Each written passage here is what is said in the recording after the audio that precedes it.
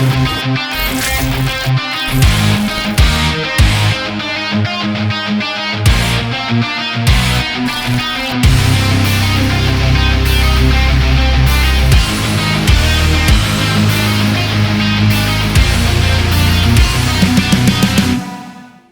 savais-tu, tu es un intendant des biens de Dieu. Voilà la thématique que nous allons aborder pendant cet épisode du Salon de croissance. Je veux ici souhaiter la bienvenue aux serviteurs de Dieu qui vous entretiennent d'habitude et qui vont encore se donner à cet exercice aujourd'hui. Je salue ici la présence du pasteur Valérie et du pasteur Julio. Bienvenue au Salon de croissance. Merci, homme de Dieu. Soyez la bienvenue, que le Seigneur vous bénisse encore. Merci. Pasteur Julio, vous allez prier pour nous introduire dans l'élément du jour. Père, nous te rendons grâce pour ce jour glorieux. Merci Seigneur parce que tu veux édifier ton peuple. Merci Seigneur d'illuminer les yeux des cœurs de ceux qui nous entendent. Merci Seigneur de leur révéler, Seigneur, ta pensée pour leur vie. Donne gloire à ton nom dans chacune de leurs vies, au nom de Jésus-Christ. Amen. Amen. Vous êtes un intendant des biens de Dieu. Lorsqu'on parle de l'intendance, pasteur Valérie, on a souvent parlé de l'intendance beaucoup plus sur le plan séculier. Et aujourd'hui, nous sommes dans une thématique purement biblique. Qu'est-ce qu'un intendant du point de vue de la parole? Pasteur Patrick, je vais commencer par dire qu'un intendant, c'est quelqu'un qui administre ce qui est à autrui. Ça veut dire que de l'autre côté, on a le possesseur des biens. Oui. Et dans un autre, on a le gestionnaire, l'administrateur. Donc, il en va de soi que les synonymes de intendant sont gestionnaire, administrateur, qui tous ont la particularité d'être en train de gérer des choses qui ne leur appartiennent pas en propre, mais qui appartiennent à quelqu'un d'autre. Ça veut dire que l'intendant, c'est celui qui administre les biens, soit d'une personne, soit d'une structure. Voilà. Et bibliquement parlant maintenant, c'est quoi l'intendant? À quoi se réfère l'intendance selon Dieu? L'intendant, selon Dieu, se réfère à la gestion de ce que nous avons reçu de Dieu. Parce que la Bible dit que les cieux et la terre, avec tout ce qu'ils renferment, sont la possession même de Dieu. Et donc, nous ne sommes possesseurs de rien en réalité. Tout ce que nous avons reçu, tout ce que nous avons, nous ne sommes pas les vrais possesseurs de ces choses-là. Et donc, quand on parle de l'intendance biblique, il s'agit de la nouvelle considération que nous avons en ce qui concerne ce que nous tenons entre les mains, ce que nous avons, de considérer cela non comme une possession qui nous est propre, mais comme appartenant à Dieu en premier. C'est-à-dire que tout ce que nous avons n'est en réalité pas notre possession. C'est Dieu le vrai possesseur. Pasteur Julio vous dit quelque chose. L'apôtre Paul va dire 1 Corinthiens 4, verset 7, il va dire Corinthiens, qu'as-tu que tu n'as rien reçu? Amen. Et si tu as reçu, pourquoi te glorifies-tu? Donc tout ce que nous avons nous vient de Dieu. Nous avons reçu de Dieu. Nous avons reçu de Dieu. Pasteur Julio, tout ce que nous avons nous vient de Dieu. Quelles sont ces ressources de Dieu que nous sommes appelés à gérer en tant qu'intendant? Merci, pasteur Patrick. La première ressource que nous devons gérer en tant qu'intendant des biens de Dieu, c'est notre corps. Wow. Notre corps, c'est une ressource de Dieu. Alléluia. À 1 Corinthiens chapitre 6, versets 19 et 20, il est écrit, « Ne savez-vous pas que votre corps est le temple de Dieu et que l'Esprit de Dieu habite en vous et que vous n'appartenez pas à vous-même, quand vous avez été racheté à un grand prix, glorifiez Dieu dans votre corps et dans votre esprit qui appartiennent à Dieu. » Donc notre corps est le temple de Dieu. C'est la propriété de Dieu. Et il nous demande de le glorifier dans ce corps. Dans ce corps. Nous devons bien gérer notre corps, en glorifier Dieu par notre corps, en fuyant tout ce qui n'honore pas Dieu, tout ce qui ne glorifie pas. Ça veut dire que notre première ressource, c'est notre corps. Notre corps. Merci. Utiliser notre corps de manière à donner gloire à Dieu. Nous voyons parfois les gens vont mettre des choses bizarres sur les corps, des tatouages, tellement de choses qui ne sont pas de Dieu. Or Dieu, c'est son temple. Si je vous comprends bien, pasteur Julio, les tatouages, les mortifications et autres manipulations qu'on fait sur le corps, en réalité, on n'a pas le droit de le faire parce que nous ne sommes pas propriétaires de ce corps. C'est comme si on méprisait, on dit à Dieu, tu nous as mal créé. Regarde, tu devais mettre un scorpion à tel niveau, tu devais. En fait, c'est la propriété de Dieu. Nous devons gérer de manière à le glorifier. Lui qui a créé notre corps. Wow. Secondement, la seconde ressource que nous devons gérer, c'est les dons spirituels que Dieu nous a donnés. Pour tous ceux qui ont reçu Jésus comme Seigneur et Sauveur, ils ont reçu de Dieu des dons. À 1 Corinthiens chapitre 12, verset 7, la Bible dit à chacun de nous, la manifestation de l'Esprit de Dieu est donnée pour l'utilité commune. Donc quand nous croyons, Dieu nous donne des dons spirituels, pas pour nous-mêmes. Il nous donne pour l'utilité de son peuple, pour être une source de bénédiction pour le peuple de Dieu. On ne devons pas utiliser ces dons-là pour nous faire de l'argent ou bien pour avoir une certaine renommée, popularité. Nous devons utiliser d'abord les dons pour donner gloire au propriétaire des dons, qui est Dieu. Ça veut dire qu'il est aberrant. Pour l'édification. Ça veut dire qu'il est aberrant de voir une personne commercialiser les dons qu'il a gracieusement reçus de la part. Justement, Jésus a même dit plus loin, à Matthieu chapitre 10, vous avez reçu gratuitement, donné gratuitement. Donc nous avons reçu des dons, nous devons gérer ces dons de manière à glorifier Dieu, à user ces dons pour bénir, édifier, être utile en bref au corps de Christ. C'est dit, pasteur Julio, qu'on ne devrait pas avoir peut-être à payer des frais de consultation pour voir quelqu'un qui a manifesté le don de prophétie, qui a une parole de connaissance. On n'a pas le droit de faire des choses pareilles. On n'a pas le droit, pasteur Patrick. Les dons ne se commercialisent pas. Nous avons reçu, ce n'est pas par nos mérites. Nous avons reçu par la grâce souveraine de Dieu. Amen. Et Dieu nous a donné ces dons pour bénir, pour subvenir aux besoins des membres de son corps. Wow. Et outre les dons du Saint-Esprit, est-ce qu'il n'y a pas d'autres ressources que nous Merci, pasteur Patrick. Une autre ressource, c'est temps. Quand nous avons Éphésiens chapitre 5, verset 16, on dit racheter le temps, car les jours sont mauvais. Et c'est d'ailleurs la thématique de la dernière fois. Nous n'avons pas de racheter le temps. Donc, le temps que nous avons ne nous appartient pas. Wow. Et enfin, la dernière ressource que nous devons gérer, sont les aptitudes naturelles, les talents et aptitudes naturelles. Parfois, nous sommes nés, on a réalisé qu'on peut faire ci ou ça. Parfois, on a acquis d'autres pays, on a les acquis de manière innée, ou bien peut-être par apprentissage, par étude. Ce sont les talents que Dieu nous a donnés. Nous devons gérer ces talents de manière à lui donner gloire. Jusqu'à notre intelligence. Notre intelligence, notre façon de manipuler facilement des objets. L'art. Le sport. Ce sont des talents qui peuvent se développer. Donc, nous devons développer ces talents-là pour davantage glorifier. C'est-à-dire que même s'il arrivait que vous développiez votre talent et que ça vous produise peut-être des ressources financières, même si les finances ne vous appartiennent pas, pasteur Julio. Parce qu'on entend souvent les gens parler de mon argent, mes biens. Donc même jusque-là, ça ne vous appartient pas. Ces biens ne nous appartiennent pas. Ces biens ne nous appartiennent pas. Et je vais toucher enfin un dernier élément, une dernière ressource. C'est notre argent. Notre argent. Et vu que l'or et l'argent sont à Dieu. Wow. Donc nous ne sommes que des gérants temporels, des biens qui appartiennent définitivement à Dieu. Donc l'argent, nous devons utiliser l'argent pour glorifier Dieu. Dans ce que nous subvenons aux besoins de ceux, des nécessiteux, investir pour l'avancement de son règne, investir dans la vie de ses soins, investir pour soutenir la mission. Parce que parfois, regardez les Bibles comme celle-ci. Parfois, vous allez à la ligne libre, on parle de 7 000 francs, 10 000 francs. Et que les personnes qui ont compris quelque part ont pris le temps de subventionner certaines Bibles. Certains livres chrétiens, nous pouvons subventionner pour que les gens entrent facilement en possession. Vous voyez, quand on écrit, c'est l'imprimerie, ça coûte. Or maintenant, nous devons, en tant qu'enfants de Dieu, des personnes que Dieu a bénies avec de l'argent, soutenir cette œuvre en subventionnant. En permettant que les missionnaires voyagent. Regardez, au 18e, 19e siècle, les missions sont déplacées. Ils n'avaient pas un fonds de commerce. Ce sont des personnes qui ont compris qui pourvoyaient, qui subvenaient à tous leurs besoins. On fait qu'ils voyagent, traduisent la Bible, font de très grandes choses. Wow.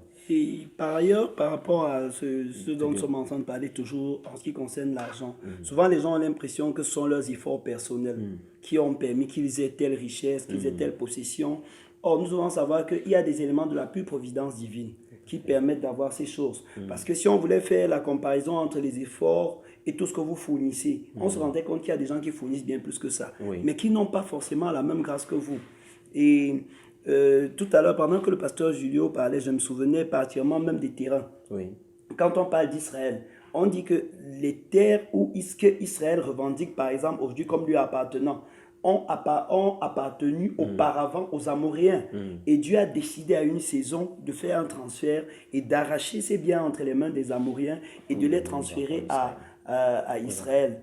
Je crois même quand Israël sortait de l'Égypte, Dieu a pris la peine de leur dire, vous allez entrer dans des maisons que vous n'avez pas construites, des champs que vous n'avez pas cultivés, vous allez boire le vin dans des vignes que vous n'avez pas plantées. Ceci pour dire que nous devons être suffisamment humbles et vraiment mettre fin à l'orgueil en ce qui concerne ce que nous tenons entre les mains.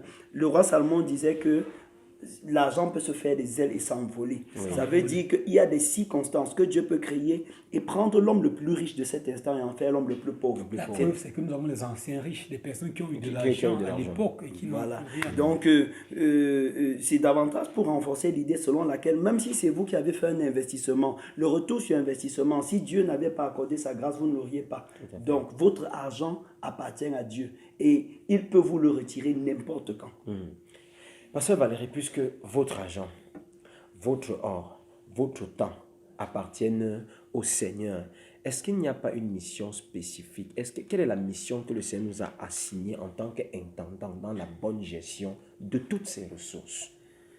Pour répondre au pasteur Patrick, je vais revenir en Éden, parce que c'est le lieu du commencement. Tout à fait. Beaucoup, aujourd'hui, les hommes passent à côté parce qu'ils ne rentrent pas dans la pensée de Dieu au commencement. Dans Genèse 2, verset 15, Adam, le premier intendant, a reçu de Dieu la mission de cultiver et de garder le jardin dans lequel il était placé.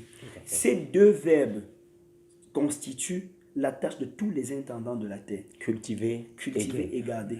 Cultiver est lié à la question de la multiplication, du développement, de la fructification. Il est question d'entretenir pour que ça se multiplie, pour que ça devienne plus grand et pour que ça se multiplie. Et garder est lié à la question de la préservation. C'est-à-dire, j'ai reçu quelque chose, il me faut avoir au moins, il me faut garder pour ne pas perdre ce que j'ai reçu. Préserver, sauvegarder, conserver. Donc, en revenant aux éléments que le pasteur Julio citait tout à l'heure, je voudrais dire, par exemple, Dieu nous demande de cultiver et de garder notre corps. Tout à fait. Garder notre corps, ça veut dire que quand un homme attente à sa vie d'une quelconque manière, il est en train de désobéir à un commandement divin qui lui demande de garder ce qu'il a reçu de Dieu. C'est une partie du jardin d'Éden qui lui a été confiée. C'est-à-dire que tout ce qu'un homme peut faire pour exposer même sa santé est contradictoire à ce que le Créateur a recommandé à l'homme. Tout à fait. Quand vous savez, quand par exemple, de nos jours, avec les recherches, on se rend compte que certains aliments sont nocifs pour le corps, par exemple. Nos ancêtres n'avaient pas... Rappelons ici qu'à 1 Corinthiens 3, 17, Paul va dire que celui qui détruit le temple de Dieu, Dieu le détruira. Donc, si vous prenez de l'alcool à l'excès, Dieu vous détruira. Même dans l'hygiène de vie, même dans notre hygiène de vie au quotidien, vous savez que le sucre en excès est mauvais pour le corps. Au lieu de garder votre corps...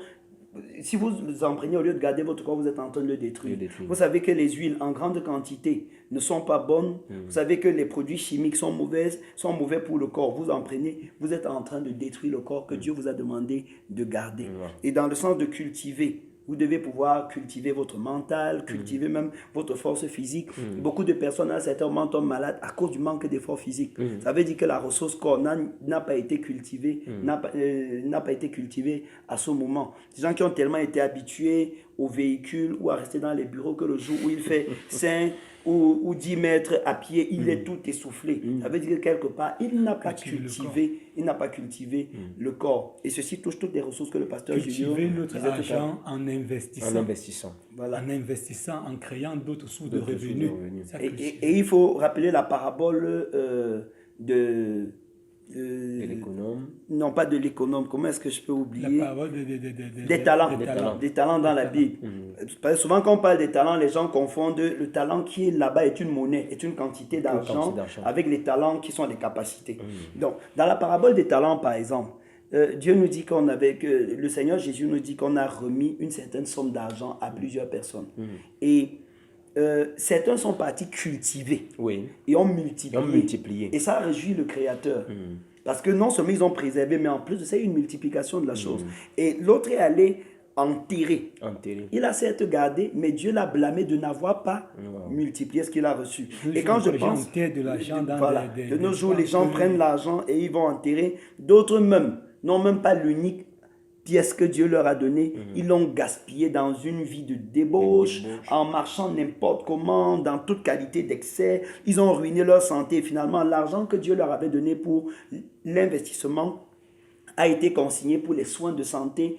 En fait, ça déshonore le Créateur. Parce que Dieu s'attend à ce que ce qu'il nous a donné gratuitement, en tant qu'intendant, nous puissions garder, d'abord sauvegarder, et ensuite que nous multiplions par la culture. Ça veut dire que clairement, Dieu se réjouit lorsque nous multiplions ce qu'il a placé à notre disposition comme ressources.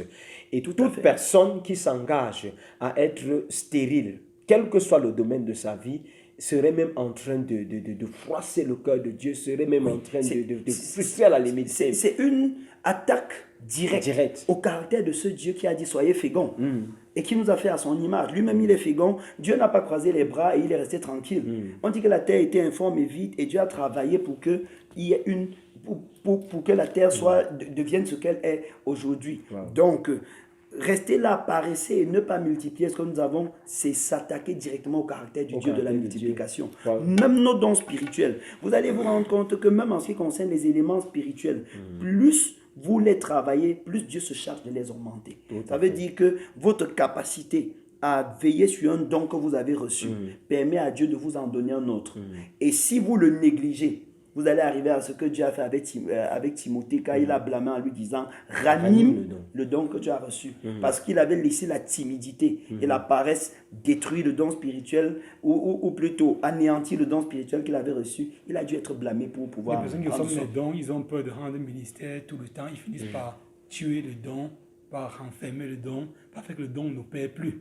Et si vous revenez même à l'exemple de la parabole du pasteur Valérie tout à l'heure, vous allez vous rendre compte que quand Dieu vient et demande à chacun de rendre compte de comment est-ce qu'il a géré ses ressources, celui qui a multiplié a été béni et récompensé par le Maître. Et celui qui allait enterrer a plutôt été blâmé. Donc il y en a qui autour de nous se plaignent souvent de ce qui n'ont pas été bénis, de ce que rien ne marche dans leur vie, parce qu'ils sont allés enterrer les ressources que Dieu leur avait données. On a occupé son don et on a donné à celui qui est en train de multiplier. Et plus grave encore, quelque part dans la récompense, il y a quelque chose de marquant. D'un côté, on dit entre dans la joie de ton maître, et de l'autre, on dit que jeter le dehors. Ça veut dire que même certaines tristesses viennent de la mauvaise gestion de nos ressources. Tout à fait. Il y a des dimensions de joie que nous n'expérimentons pas parce que nous n'avons pas géré les choses de Dieu comme il fallait. Tout à fait. Waouh, c'est tellement merveilleux quand nous évoluons dans ces éléments, Pasteur Julio, Pasteur Valérie. Et Pasteur Julio, au vu de tout ce que nous venons de dire, pourquoi est-ce qu'il est nécessaire, pourquoi devrait-on bien gérer les ressources de Dieu? Pasteur Patrick, nous devons gérer très bien les ressources de Dieu pour plusieurs raisons. Première raison, il a dit tout à l'heure, je reviendrai là-dessus, nous ne sommes que des gérants temporels, des biens qui appartiennent définitivement à Dieu. Les terres que nous avons aujourd'hui ont appartenu aux personnes avant nous. Et après nous, ces terres seront transférées aux autres personnes après nous. Donc, il est bien de gérer parce que Dieu nous donne ça pour un temps. C'est bien de redire ce que vous avez dit, Pasteur Julio, parce que c'est tellement intéressant. Nous gérons temporellement les biens qui appartiennent définitivement à Dieu. Donc, depuis que la terre existe, Dieu a vu des générations passer. Il y a eu des transferts de richesses. Hier, c'est quelqu'un d'autre qui avait tel terrain, aujourd'hui ça appartient à une autre famille. Donc, pour le peu de temps que Dieu nous donne de gérer, gérons vraiment comme il veut, pour le glorifier. Deuxième raison, Pasteur Patrick, nous devons bien gérer les biens de Dieu, tout simplement parce que Dieu ne nous bénit pas pour nous-mêmes. Dieu nous bénit d'abord pour lui et pour l'avancement de son règne. Quand nous avons compris ça, l'argent que j'ai, ce n'est pas pour moi, c'est pour l'avancement du règne de Dieu. Maintenant, nous devons très bien gérer les biens de Dieu parce qu'un jour, nous rendrons des comptes à Dieu de la façon, de la manière dont nous avons géré les biens qu'il nous a donnés. À Hébreux chapitre 9, 27, il est dit, il est réservé aux hommes de mourir une seule fois, après quoi vient le jugement. Donc un jour, Dieu nous jugera pour la façon dont nous avons géré nos dons. Dieu jugera tous les hommes. Pour ceux qui sont en Jésus-Christ, ils ne seront pas jugés dans le sens du jugement éternel, de la condamnation éternelle. Parce qu'à Jean chapitre 5, 24, celui qui a cru ne vient pas au jugement, passer de la mort à la vie. Toutefois, nous serons jugés pour des couronnes. Et je veux rappeler ici, Pasteur Patrick, nous sommes sauvés par la pure grâce de Dieu. Mais nous serons couronnés selon nos œuvres. Couronnés selon la manière dont nous avons géré les biens de Dieu. Que Dieu nous a donnés. Donc il faut bien gérer nos œuvres parce qu'un jour, nous rentrons les comptes à Dieu. C'est la façon dont nous avons géré notre argent, géré notre temps, géré notre corps, géré nos dons spirituels, géré le ministère qu'il nous a donné. Un jour, il y a au moins 3 types de couronnes au ciel. Donc chaque couronne sera liée à la manière dont nous avons géré certaines ressources que Dieu nous a données.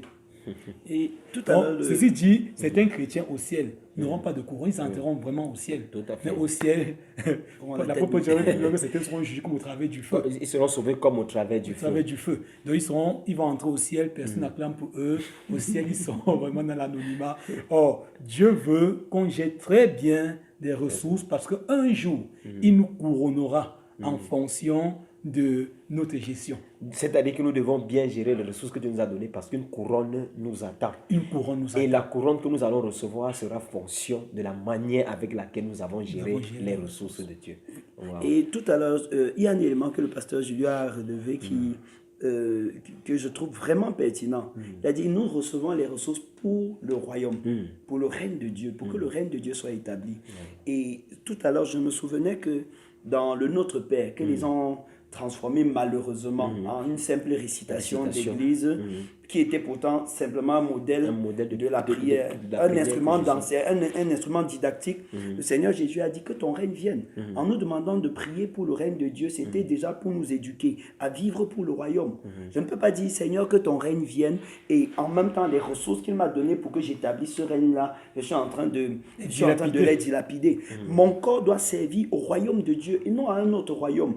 Dévouer mon corps au royaume des ténèbres, c'est le mépris de la gloire de Dieu. C'est m'opposer, c'est être rebelle à la volonté de Dieu. Dédier mes biens à autre chose qu'au royaume de Dieu, c'est un peu comme un détournement. C'est-à-dire que beaucoup de personnes vont en prison, pas parce qu'ils ont volé, mais parce qu'ils ont détourné. Ce à quoi quelque chose était destiné, ils ont changé l'usage. Et donc, Dieu nous a créés pour sa gloire et pour son règne. Si mon argent, mon temps, mon corps, mes talents, mes dons spirituels ne sont pas consacrés au royaume de Dieu, il est fort possible que je sois responsable d'un délit de détournement de deniers publics. Pasteur Patrick, avant de conclure, j'aimerais dire quelque chose sur le pasteur Valérie. Il y a un passage de la Bible qui m'a parfois marqué, 1 Corinthiens 9, 27. Pour dire que je traite durement mon corps et je tiens assujetti de peur de ne pas être disqualifié pour avoir prêché aux autres.